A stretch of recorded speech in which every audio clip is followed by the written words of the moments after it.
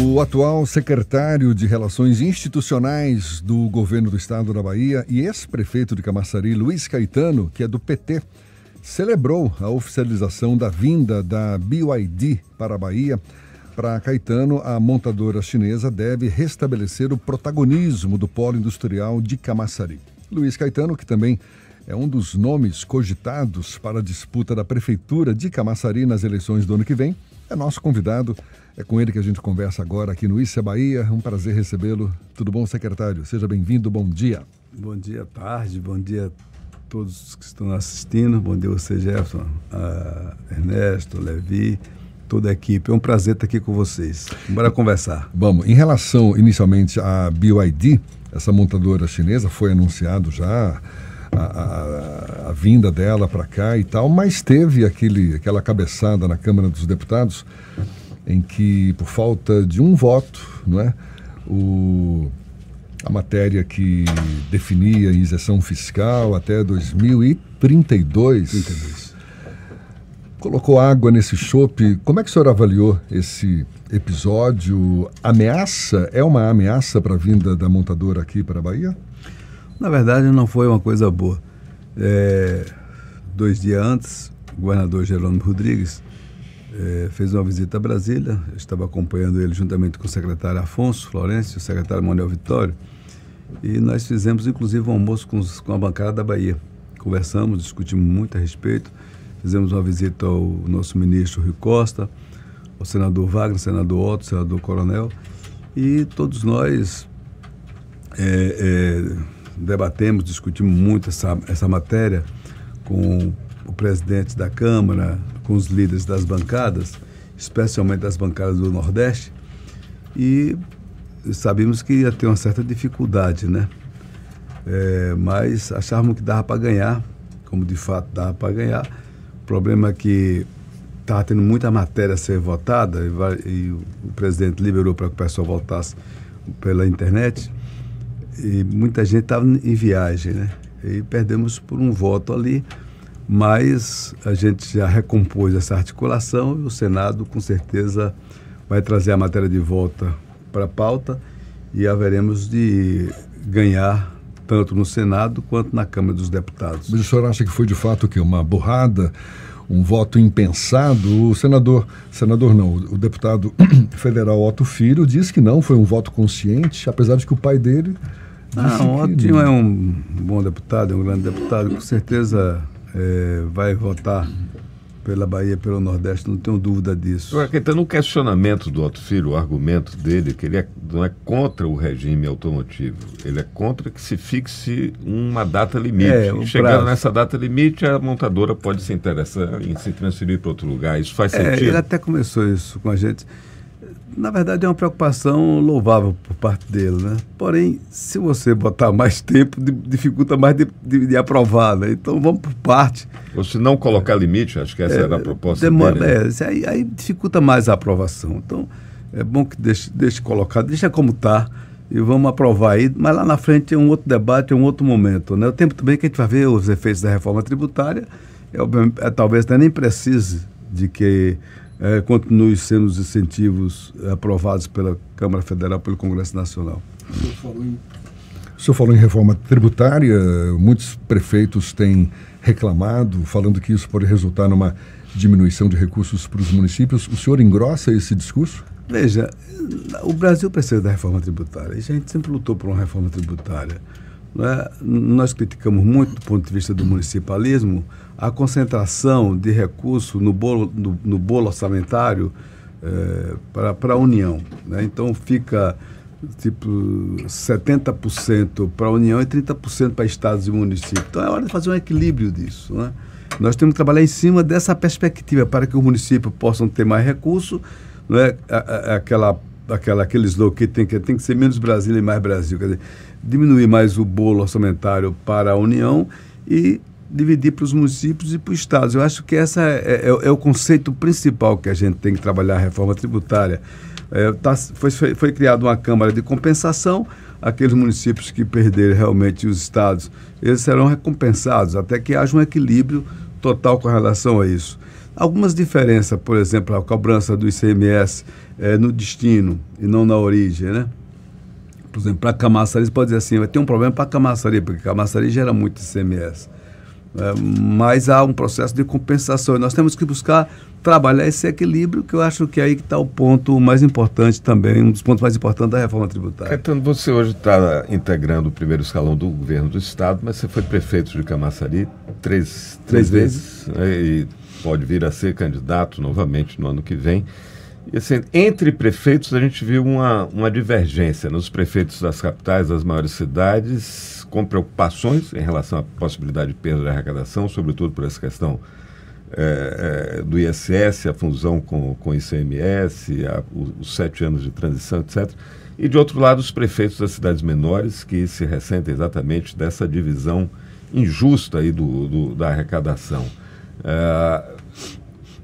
Com a experiência de quem já administrou uma cidade que tem uma arrecadação muito grande, os maiores PIBs per capita aqui do Estado, e diante dessa possibilidade de, quem sabe, vir novamente a assumir a direção desse município, qual o olhar que você faz, lembrando da sua experiência como gestor municipal e de um município com as características de Camaçari? Veja, essa matéria está em discussão.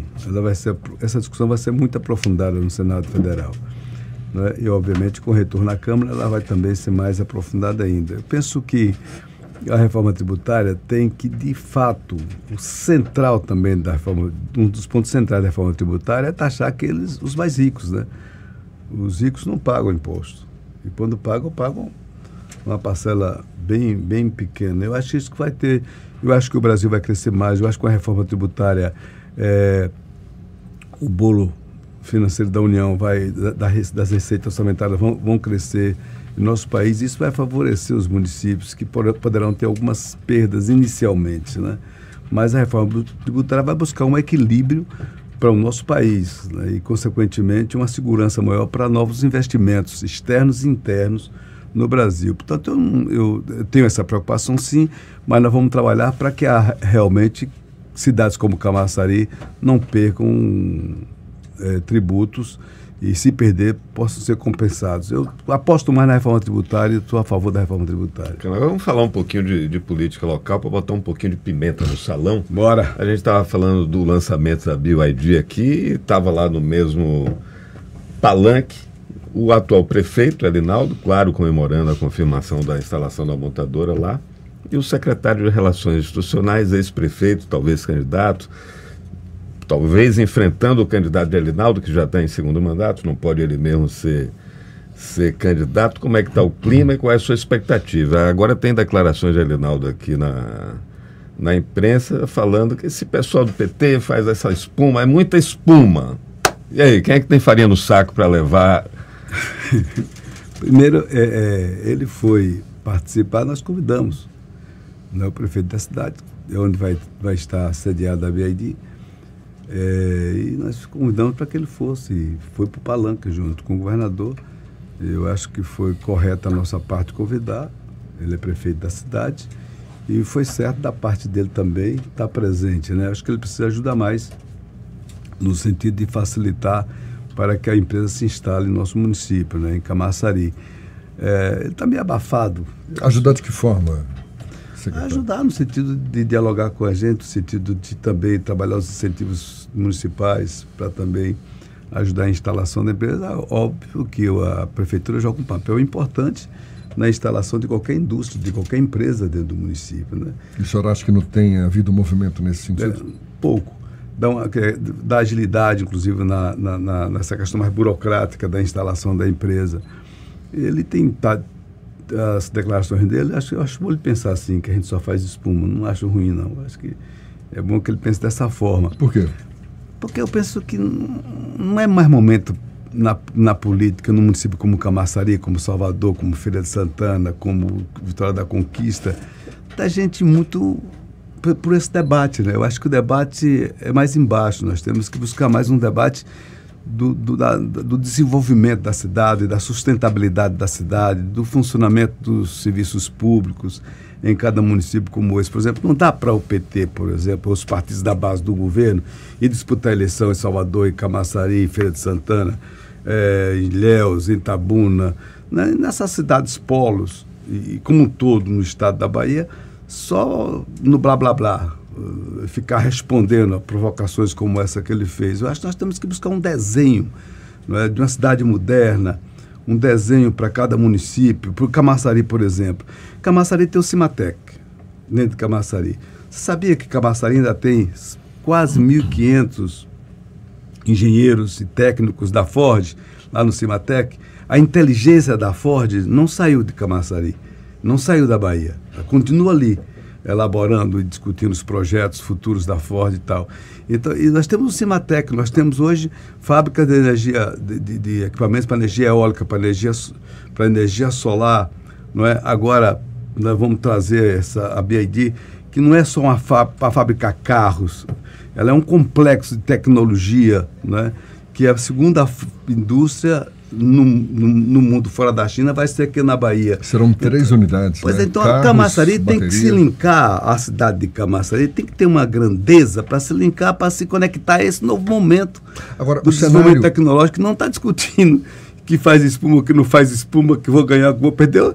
A questão de ganhar e perder faz parte do jogo. O cenário Nós temos que que saber espera, jogar bem essa eleição. O cenário que se espera para 2024 é Luiz Caetano de um lado e o candidato de Elinaldo Araújo do outro? O Camaçari foi sempre Bavi, né? Então, acho que vai continuar. Esquentar aqui. Porque eu sou camaçariense. No seu primeiro... O time está mal, camaçariense. No final do seu primeiro mandato, era candidato, acho que o Tude, né? O Zé Tude foi o candidato. E ele tinha um slogan que tinha um duplo sentido, porque você veio do PCdoB e era tido como comunista, como vermelho, e o slogan do Tude era: vamos tirar Camaçari do vermelho. 8 anos depois de Elinaldo, você que é bom de xiste, bom de carro de som, de palanque, é um orador que agita, que resposta você daria? Isso não é esse risca-fogo que a gente estava falando aqui, mas é esse bom Bavi que você estava falando da política de Camaçari. Ele disse, no passado, portanto, vamos tirar Camaçari do vermelho. O que você diria agora para o povo de Camaçari? O vermelho, do ponto de vista da política, está dando certo no Brasil, está dando certo na Bahia e deu certo em Camaçari, né? Graças a Deus eu fiz uma gestão em Camaçari que realmente ficou marcado do ponto de vista positivo para a sociedade de Camaçari. Então é muito difícil colocar esse slogan de novo, né? Porque a situação, do ponto de vista de gestão, a gestão dele está pior do que o vermelho, se tiver uma cor mais forte, do ponto de vista da gestão dele. Né? Porque assim, ele está fazendo uma gestão que não funciona nos serviços públicos da cidade. Né? Está um caos. Agora, eu vou dar uma coisa mais recente, um caos do transporte público. Ele decretou o caos do transporte público, né? E aí contratou uma empresa dizendo que ia chegar com carros novos e tal. Aí plotou um bocado de ônibus velho, botou na cidade, os ônibus estão tudo quebrando lá dentro. Aí o pessoal até botou aquela música que andar de carro velho, eu vou, assim, enfim. Então a cidade não funciona no serviço público. Na sede do município tinham 2 UPAs que eu deixei na época do meu governo, tinha 2 UPAs na sede, tinha um hospital da mulher, tinha o Cuidar, que também cuidava da população ali com problema de oncologia e tudo. Tinha mais uma UPA em Arembé, uma UPA em Abrantes e uma UPA em Monte Gordo. Eram 5 UPAs que funcionavam. Na sede ele acabou com a UPA, ficou só uma UPA e não construiu o hospital municipal que eles queriam construir. Enfim, nós trouxemos mais a maternidade, impulsionamos o hospital geral isso pelo Estado. E a saúde pública da cidade não funciona, a atenção básica não funciona. Eu fiz 16 postos de saúde, ele não construiu um. Nós fizemos 500 salas de aula, ele não construiu uma escola. Então, se fizer o comparativo, é muito diferente. Mas o debate vai ser bom, vai ser quente. Mas eu acho que nem tem que ser esse debate. Eu acho que tem que ser um debate de futuro. De esperança. Não é? O desafio para a Camaçari é muito grande. Conectar a Camaçari, esse novo momento do desenvolvimento tecnológico, de cidades modernas e tal. Eu acho que é isso, porque tem recurso para isso. A prefeitura já arrecada em torno de 2 bilhões por ano. Eu arrecadava 500 milhões por ano. E fiz o que eu fiz pela cidade. Por que com 2 bilhões não consegue chegar a 20% do que a gente fez? Então, também, a gente vai falar um pouco para olhar, mas eu acho que a gente pode olhar para trás um pouco, mas o fundamental é olhar para frente. Aproveitar, por exemplo, o governo de Lula, o governo de Jerônimo, sabe, é muito forte e de mãos dadas com Jerônimo e com Lula, em Salvador, em repito, em Feira de Santana, em Jacobina, sabe, em Irecê, na Bahia inteira, e especialmente em Camaçari, né? Luiz Caetano, secretário de Relações Institucionais do Estado da Bahia, ex-prefeito de Camaçari, muito obrigado pela sua disponibilidade, pela atenção dada aos nossos ouvintes. Bom dia e até uma próxima, então.